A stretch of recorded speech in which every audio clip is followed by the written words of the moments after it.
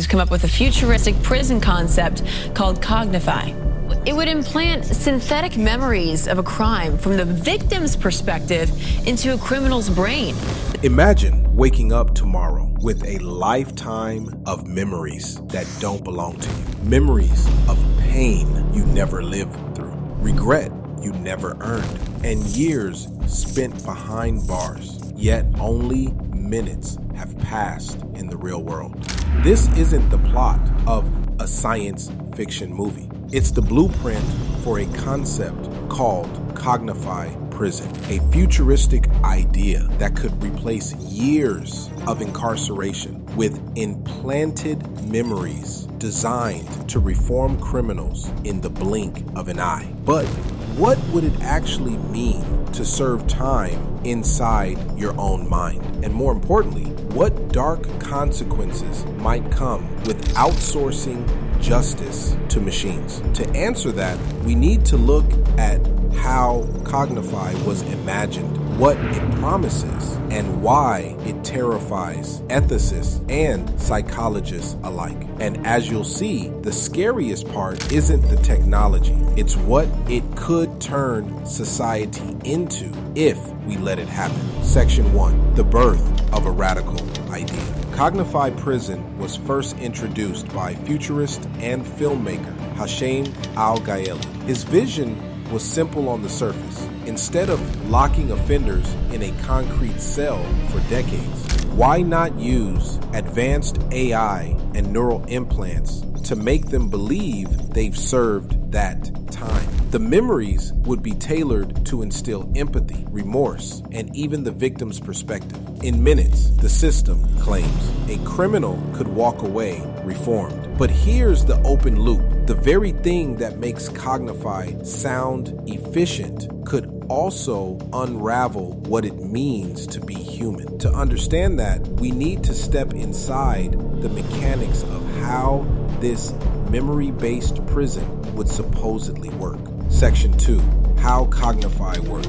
The process begins with a neural headset that scans a prisoner's brain, mapping out the key pathways where memories and emotions are stored. AI then generates a tailored memory sequence, often simulating the impact of the crime from the victim's eyes. Once implanted, these artificial experiences feel as real as any memory of childhood or heartbreak. The prisoner doesn't just remember committing the crime, they feel the weight of guilt, the sting of consequences, and the isolation of years in a cell. Yet all of this happens in less time than a coffee break. Sounds efficient, right? But efficiency in punishment has always come with a hidden cost, and the deeper you dig, the more disturbing the ethical traps become. Section 3, the promise of efficiency. Supporters of Cognify highlight 3 massive benefits. First, cost. Traditional prisons drain billions each year in food, staffing, and security. With Cognify, the expenses shrink to the price of a headset and an algorithm. Second, time. Instead of spending decades warehoused in institutions, individuals could return to society almost immediately, supposedly reformed. Third, empathy. If criminals can literally feel what their victims went through, wouldn't that stop them from repeating their actions? It all sounds like a win-win solution, but efficiency and justice has never been the same as fairness. And this is where Cognify reveals its darker side. Because if memories can be implanted, then so can manipulation. Section 4, the question of consent. One of the first dilemmas is consent. Would criminals agree to undergo Cognify, or would it be forced upon them as a sentence? If it's voluntary, then hardened offenders might refuse, sticking with traditional prison. But if it's mandatory, then society faces a chilling reality, the state controlling what goes inside your mind. Section 5, identity on the brink. Neuroscientists often argue that we are our memories, They shape our beliefs, relationships, and sense of self.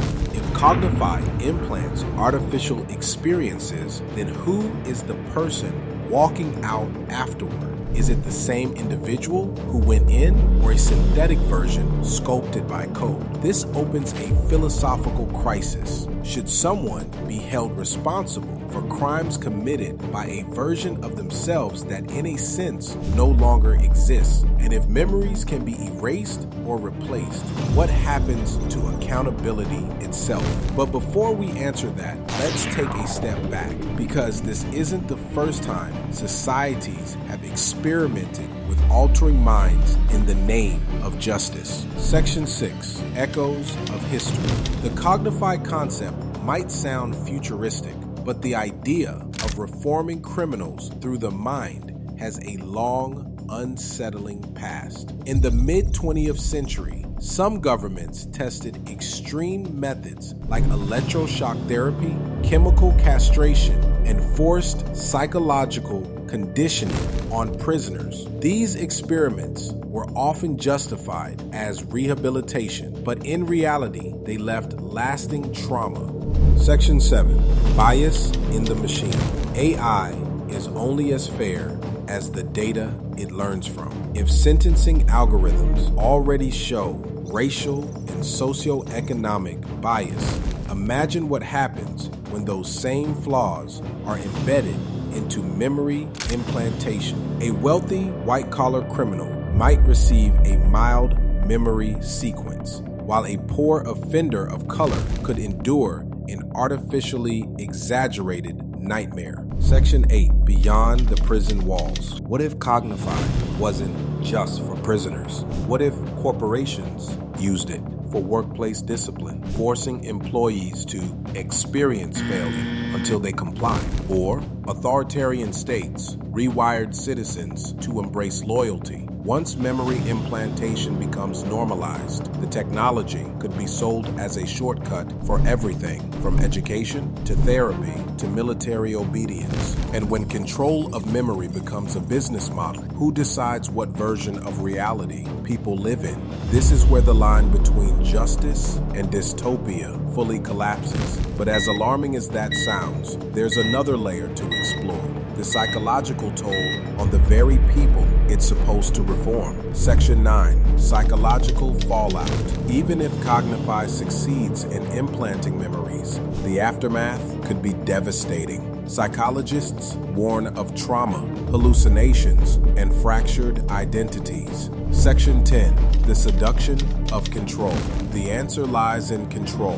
For centuries, societies have struggled to balance punishment with compassion, deterrence with dignity. Cognify promises a shortcut, a neat technological fix to the messy business of human behavior. It's seductive because it offers the illusion that we can engineer morality, package empathy, and eliminate crime without the hard work of social reform. Conclusion: the future we must choose. Cognify Prison is still only an idea. No lab has built it, no government has approved it, and no criminal has yet walked away with decades of fake memories stitched into their mind. But that doesn't mean we can ignore it. Concepts like this don't stay on the drawing board forever. They either die in obscurity or they spark movements that reshape entire societies. The real question isn't whether Cognify could work, it's whether we should allow it to.